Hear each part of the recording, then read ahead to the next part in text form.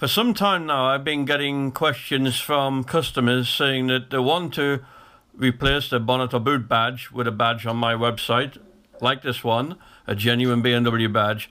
But when they look at the back of the genuine badge, they see it has two posts or two prongs, which are obviously intended to fit into two holes. But what they're saying is that they have four holes, so they're questioning whether this is the correct badge.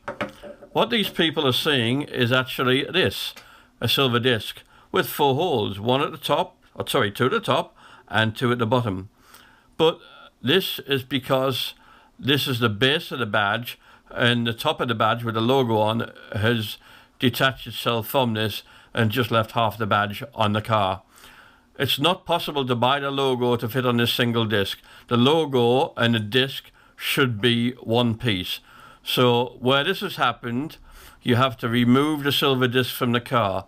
Use the guidance in my other YouTube video that tells you how to replace or remove a BMW bonnet or boot badge. And once you've taken that off, you'll find two holes. And then a badge like this one can be fitted into those two holes because it has the two prongs. Now, this is only a problem affecting this particular badge with this part number, 51148132375.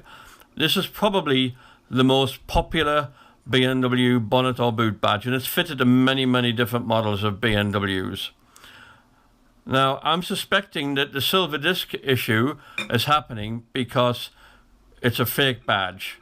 There's a lot of fake badges around you can find online of about a third of the price or even less than a genuine badge like this one, but you get what you pay for. After a period of time, you end up with a silver disc like that. This is what I'm thinking is the problem.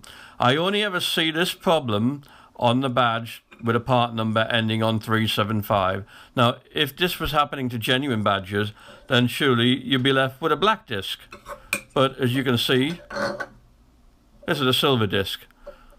Silver discs have not been made by BMW on this particular part number for, I would say, around about 10 years. The genuine badges with this part number ending 375 in the last 10 years have been black.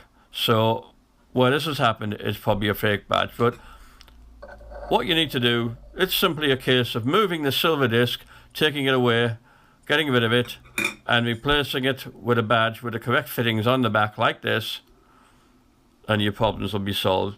Always buy the genuine badges. They cost a lot more possibly in the short term, but in the long run they're going to save you money because not only they're going to look good, but you won't end up with a silver blank disc.